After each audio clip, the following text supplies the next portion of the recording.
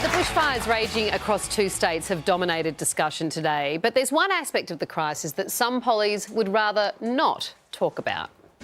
To anybody that wants to use this moment and this time in relation to a climate change debate are a bloody disgrace. What people need now is a little bit of sympathy, understanding. They need help, they need shelter. They don't need the ravings of some pure, enlightened and woke capital city greenies at this time. But in evac centres and among the smouldering ruins, survivors are talking about the elephant in the room. I think we're in deep trouble. I think we are causing it, for sure. Now is the time to talk about it because they have to do something. They can't stop what they've already done. They want to stop what's going to happen in the future. I wouldn't be that pissed off, except that state and Liberal governments are just trying their hardest to shut down any decent action on climate. Our pollies, though? I'll give you the same answer I gave yesterday, and that is I'm focused on the needs of the people in this room today. But if not today, then when? Maybe last week, when 11,000 scientists declared a climate emergency and New Zealand's Parliament passed a zero emissions bill with bipartisan support. The question for all of us is what side of history will we choose to sit on?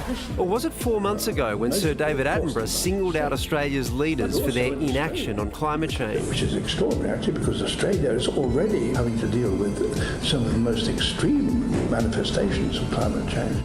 Maybe the right time was 7 months ago, when a group of 23 former emergency leaders pleaded for a meeting with the PM to discuss climate change and our increasingly catastrophic weather events, a meeting that never took place. Perhaps the right time was 30 years ago, when Britain's Conservative PM, Margaret Thatcher, issued this clarion call to the UN. The environmental challenge, which confronts the whole world, demands an equivalent response from the whole world.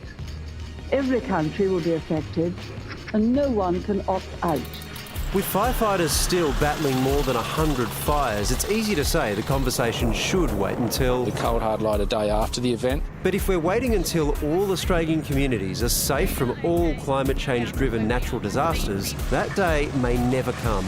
And maybe that's the point. This is just not the right way to act if you care about the planet, if you care about your kids' future, if you care about other people in your community's future.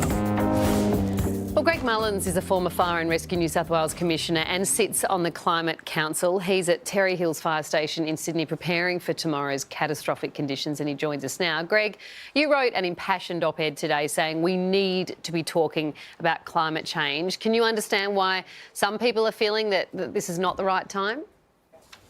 Look, I absolutely do, and it's happened in the past, but frankly, politicians use that excuse to cop out so that they don't have to talk about something they know is happening, but they have no idea what to do about. As the guys on the ground today are saying, Greg, it's this 5 to 10 years worth of growth. We haven't had any fuel reduction, largely due to green policies. Wouldn't we be better off having a strong, positive debate about that rather than going on about climate change? That's a fallacy, and it's always trotted out at times like this. The environmental laws are fairly strict because it was indiscriminate burning many years ago. It's not impossible to get hazard reductions done through the process. Problem is, it's drier and hotter. Round here, we've been trying to do hazard reductions all year. It's either too wet or too hot and dry, and they get away from us. That's not me saying that. They're firemen on the ground who've been posting that today. They say that it is so hot they can't get to the fire because of the amount of fuel. I mean, it might be done in suburban Sydney. It's not being done out where these fires are now. Well, look, again, I actually know the statewide picture of fuels. Yes, there are some heavy fuels. These fires have covered almost 500,000 hectares, so of course they're going to go into areas where there's heavy fuels. You've got rainforests burning that have never burned before. That's got to tell you something. So there's the drought, that's into the mix. It's worse than the Millennium Drought. That's made the fuels extremely flammable. We heard the other day spot fires starting twice as far ahead as we're used to. Again, every time there's major fires, the furphy about greenies and fuel reduction comes out. Yes, we need to do more fuel reduction. If only we had the windows to do it like we used to. So, Greg, just to be clear, are you saying that not only is climate change making fires worse and droughts worse, but it's making it harder for us to do the things we would normally do to fight them? Precisely. And look, it's very clear, and any fire service will tell you that the windows for hazard reduction through the winter are getting narrower and narrower. Now, a slight lift in temperature overall, average temperature, means the extremes are more extreme. The scientists are very clear, their numbers are very clear, more days of very high fire danger and above. I've been on hazard reduction burns that we've lost. They've got away from us at times of the year like July or June, when normally we could control them.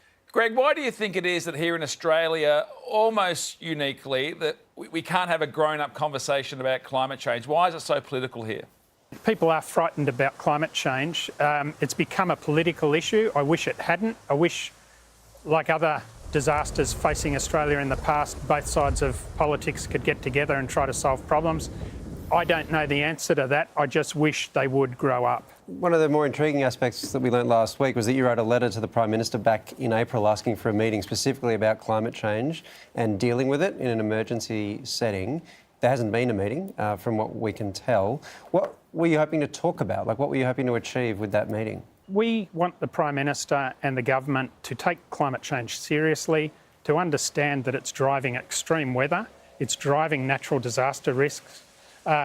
We predicted a crisis like this. We hoped it wouldn't happen. We'd like to sit down with the leader of this country and come up with practical solutions, but that isn't happening, hasn't happened. Greg, firstly, you've been at the Terry Hills Fire Station today preparing for the horrendous conditions that await you tomorrow. What are you expecting to encounter? Look, I've been fighting fires for nearly 50 years. My father was a firefighter from the mid-1950s. I've never seen a weather forecast like this. I think we're going to see a day that will go on the history books for all the wrong reasons, and I'm quite frightened about it, to be quite honest.